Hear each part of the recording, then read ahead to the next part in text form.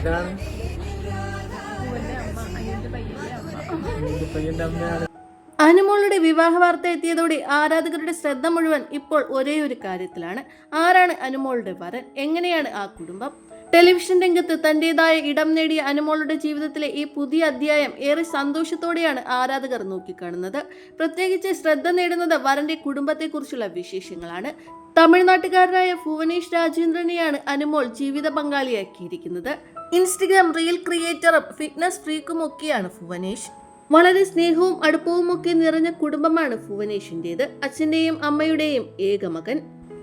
അമ്മയ്ക്കൊപ്പമുള്ള സ്നേഹ നിമിഷങ്ങളൊക്കെ ഇൻസ്റ്റഗ്രാമിൽ ഭുവനേഷ് പങ്കുവയ്ക്കുകയും ചെയ്തിരുന്നു.